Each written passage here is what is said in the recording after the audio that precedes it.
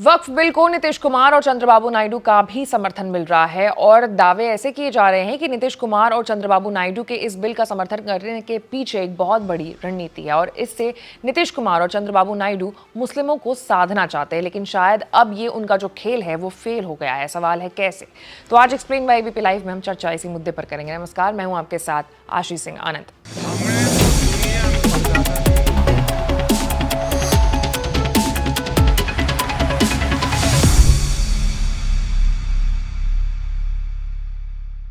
अब बीजेपी की अगुवाई वाली केंद्र सरकार दो वजहों से टीडीपी और जेडीयू के सुझावों को दरकिनार नहीं कर सकती है। पहला ये कि वक्फ बिल को पास कराने के लिए सरकार को लोकसभा और राज्यसभा में सामान्य बहुमत की जरूरत थी, और दूसरा कि एनडीए की केंद्र सरकार में बीजेपी को अपने दम पर बहुमत नहीं हासिल है। जिन सहयोगी दलों के दम पर सरकार बनी है उसमें टीडीपी और जेडीयू के पास सबसे ज्यादा सीटें हैं, लेकिन जिस सोच के तहत ये प्लानिंग और प्लॉटिंग की गई है वो सफल होती हुई नजर नहीं आ रही है।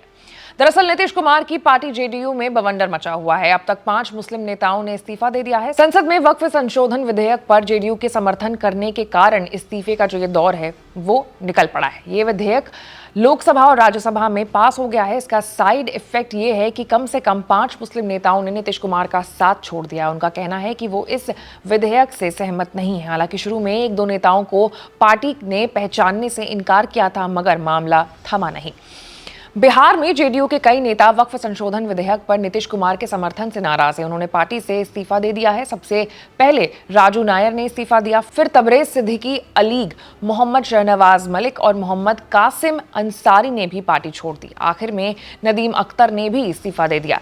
राजू नायर ने अपने इस्तीफे में लिखा था कि वक्फ संशोधन विधेयक के पास होने और लोकसभा में समर्थन के बाद में जेडीयू से इस्तीफा देता हूं।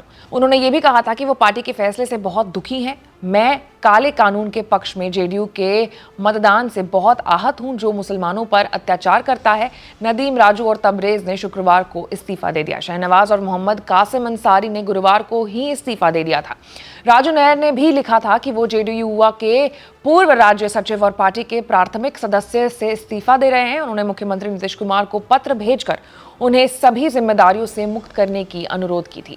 वहीं पूर्णिया से निर्दलीय सांसद पप्पू यादव ने नीतीश कुमार पर गंभीर आरोप लगाया। उन्होंने कहा है कि नीतीश कुमार जी की मानसिक स्थिति अभी ठीक नहीं है। उनकी पार्टी में 90% नेता एसटी-एससी के खिलाफ हैं, लेकिन बीजेपी के साथ है। बिहार में जिस दिन वोटिंग होगी उसके बाद बीजेपी को नीतीश कुमार की जरूरत नहीं होगी। जेडीयू अब नीतीश जी के हाथ में नहीं है, ऐसा पप्पू यादव का कहना है। तो कुल मिलाकर के ये जिस सोच के साथ नीतीश और नायडू ने ये दांव खेला था वक्फ का समर्थन करने के लिए, कहीं ना कहीं नीतीश के लिए जो पूरा खेल है वो उल्टा पड़ गया है। इस पूरे मामले में आपकी क्या राय है, आप कमेंट में जरूर बताएं, और ऐसे तमाम बड़े खबरों से अपडेटेड रहने के लिए हमारे चैनल को लाइक, सब्सक्राइब और शेयर करना न भूलिएगा। मैं थी आपके साथ आशीष सिंह आनंद।